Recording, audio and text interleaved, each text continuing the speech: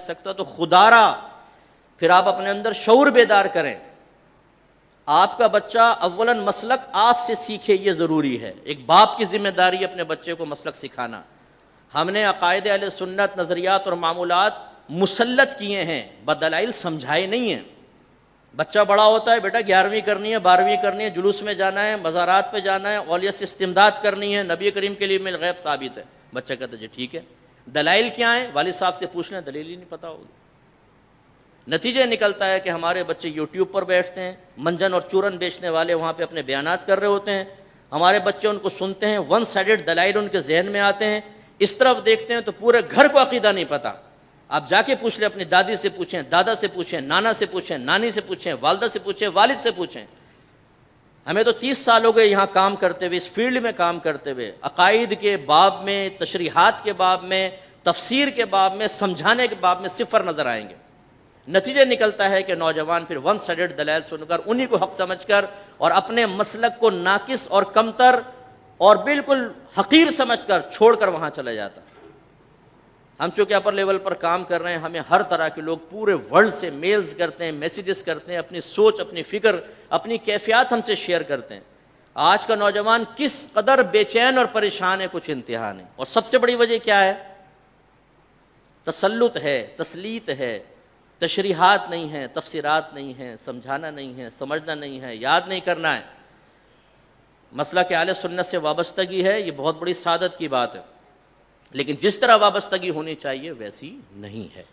اس لیے خدارا علماء کے قریب آئیے، ان سے چیز کو سمجھیے، اس کا خلاصہ لکھا کریں، اس کو سمجھا کریں، پھر آئینے کے سامنے کھڑے ہو کر اس کو بیان کریں، بار بار بیان کریں، بیان پر قدرت حاصل کریں.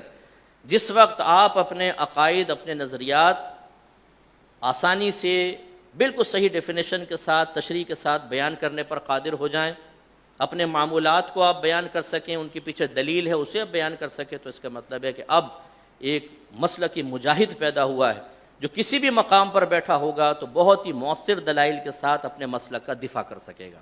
ورنہ آپ دفاع نہیں کر سکیں گے. ہاں ایک ہے دفاعی نظام ہمارے پاس، وہ کیا ہے؟ یہ ٹھوشا، یا تو میری مانو ورنہ دانت توڑ دوں گا تیرے. اس سے کبھی آپ کسی کو نہ سنی بنا سکتے ہیں، نہ سنیت پر قائم رکھ سکتے ہیں. یہ بہت ہی مخصوص مقامات پر ہوتا ہے، لڑائی جھگڑے کے ذریعے آپ کسی کو زیر کر لیں، ورنہ دلیل، ورنہ گفتگو، ورنہ آپ کی حاضر دماغی، ورنہ آپ کی تدبیر، آپ کا حسن کلام، یہ سامنے والے کو اپنا بنائے گا. اس کے لیے خدارا میں آپ سے کہتا ہوں کورسز کریں. آپ کے علماء موجود ہیں، آپ کہاں کہاں سے آئیں مجھے علم نہیں، جو بھی سنی کی مسجد ہے وہ عالم صاحب ہوں، جا کے گزارش کریں کہ ہمیں عقائد کورس کروائیں، ہمیں معمولات اہل سنت کے بارے میں بتائیں، یہ کہاں سے ثابت ہے، اس کی لمیٹیشنز کیا ہیں. کیونکہ ہم آؤٹ آف لمٹ ہو جاتے ہیں بعض اوقات نا. بی بی فاطمہ کی نیاز عورتیں کھائیں گی، مرد نہیں کھا سکتے. یہ کسی پیٹو عورت کا مقولہ ہے جس نے کھانے کے چکر میں مقولہ نکالا. اب بی بی فاطمہ کی نیاز مرد نہیں کھائے گا، عورتیں کھائیں گی. کنڈوں کی نیاز مٹی کے کنڈوں میں ہوگی، اسی کمرے میں رکھی جائے گی، دوسرے کمرے میں آپ نہیں لے جا سکتے. کیوں نہیں لے جا سکتے؟ کیوں یہ قیودات لگائی گئی ہیں؟ آپ ماشاءاللہ سب سنی ہیں، مزار پہ چادر ڈالتے ہوں گے نا؟ ڈالتے ہیں؟ کیوں ڈالتے ہیں؟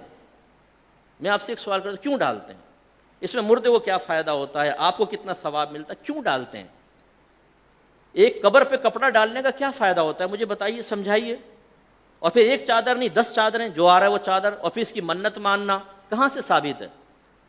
میں اس کو غلط نہیں کہہ رہا ہوں، صرف سمجھانا چاہ رہا ہوں آپ کو کہ ہم ایک چیز کو اختیار کر لیتے ہیں لیکن پیچھے لاجک دلیل کوئی نہیں ہے ذہن کے اندر. چنانچہ جب کوئی کویشچن کرتا ہے تو پھر ہمارا جواب ایک ہی ہوتا ہے، میں نہ مانوں. یہ اگر اپنا بچہ پوچھتا ہے تو اس کو مارتے ہیں، کون ہے کس کے ساتھ بیٹھنے لگا ہے آج کل، یہ بتا. یعنی ابا کے ساتھ بیٹھیں تاکہ بغیر دلیل کے جو ابا نے اختیار کیا وہ بچہ اختیار کر لے. دلیل نہ پوچھو، دلیل پوچھیں گے ابا غصے میں آ جائیں گے. حالانکہ ہمارا مسلک اتنا زبردست مسلک ہے. جب میں ایک دینی ماحول سے وابستہ ہوا، میں تو ایک عام لڑکا تھا، 18-19 سال میں ماحول کی طرف آنے کی مجھے توفیق ملی. پھر اللہ تعالیٰ نے علم کی ترغیب دی، علم سیکھا. میں نے اپنے تمام عقائد اور معمولات جتنے بھی اہل سنت سے تعلق رکھنے والے ہیں ایک ایک کے بارے میں اسٹڈی کی. اچھی طرح غور و تفکر کیا اس کے پیچھے دلیل کیا ہے، کیوں کرتے ہیں ہم، تو پھر الحمدللہ نکھر کر سب چیزیں سامنے آ گئیں. جو خرافات تھیں، بیکار چیزیں تھیں، سب نکال دیں، جو صحیح تھیں اس کو اختیار کر لیا. اصلاح کے لیے بس ایک بات اور عرض کرتا ہوں، آپ چلے جائیں بھینس کالونی، بھینس پاڑا جو ہے نا، اس میں ایک آدمی وہاں دودھ نکال رہا ہوتا ہے بھینسوں کے تھن سے. تو وہ کیا کرتے ہیں، ایک ٹب سا رکھتے ہیں، اس میں تھوڑا سا پانی ڈال دیتے ہیں پہلے ہی، پھر اس میں دودھ نکال دیتے ہیں. پھر آتے ہیں دکان والے، یہ اپنے ٹب رکھتے ہیں، بالٹیاں وغیرہ، وہ کنستر، اس میں اتنا سے پہلے ہی پانی رکھتے ہیں نا، وہ اس میں دودھ ڈال دیتا ہے. پھر وہ لاتے ہیں دکان پر، دکان والے کا بڑا سا ٹب ہوتا ہے، اس میں وہ اتنا سا پانی پہلے رکھتا ہے، اور بیچ میں آپ نے دیکھا ایک ستون سے کھڑا ہوتا ہے جس میں برف ہوتا ہے، پانی پگھل پگھل کے اس میں برکات میں اضافہ کرتا رہتا ہے، وہ اس میں ڈال دیتا ہے اس کو. پھر آپ یہ دودھ خرید کے گھر میں لاتے ہیں، تو آپ کے گھر کی خواتین انہی تمام بھائیوں کے سنت پر عامل ہوتے ہوئے وہ بھی برتن میں پہلے اتنا پانی ڈالتی ہیں، اس میں والا دودھ ڈال دیتی ہیں. نتیجہ نکلتا ہے کہ پانی میں دودھ ملا ہوتا ہے، دودھ میں پانی نظر نہیں آتا، یوں ہوتا. اب آپ غور کریں، جو بھینس کے تھنوں سے نکل رہا تھا وہ خالص تھا، اور جو چولہے پہ ابل رہا ہے اس میں کیا ہے، یہ ناخالص، اس میں ایڈنگ ہو چکی ہے. اس پوائنٹ کو سمجھیے، ہمارے جو عقیدے ہیں، ہمارے معمولات، ایک وقت تھا وہ بالکل ایسے تھے جیسے تھن سے نکلنے والا دودھ، خالص، ہر قسم کی خرابی سے پاک و صاف. پھر کسی نے اپنی چالاکی کا پانی ملایا، کسی نے جہالت کا پانی ملایا، کسی نے خاندانی رسم و رواج کے تابع ہو کر اس میں اپنا پانی ملایا. ملتے ملتے ملتے وہ اگلی نسل کو پہنچا، وہ اگلی نسل، ہر نسل نے پچھلی نسل کی سنت پر عمل پیرا تو کوئی پھول جڑی اس میں جلاتے رہے. اب جو ہمارے سامنے چیز آئی ہے یہ انتہائی ناخالص چیز ہے، کہ اس کی اصل بالکل ٹھیک ہے لیکن اس میں فروعات بہت ساری ہو گئی ہیں. مزارات پہ چلے جائیں، جو صحیح معمولات ہیں وہ بہت ہی کم آپ کو نظر آئیں گے، باقی تقریباً چیزیں وہ ہیں جو ہمارے مسلک کو بدنام کرنے والی ہیں. یہ کیا ہے، ایڈنگ. آپ کے گھروں میں جو نظریات اور معمولات ہیں آپ غور کر کے دیکھیے، آپ ان کو ایک لسٹ بنائیں اور چیک کروائیں، آپ دیکھیں گے کہ اس میں اکثر چیزیں جو ہیں وہ خرافات شامل ہو گئی ہیں.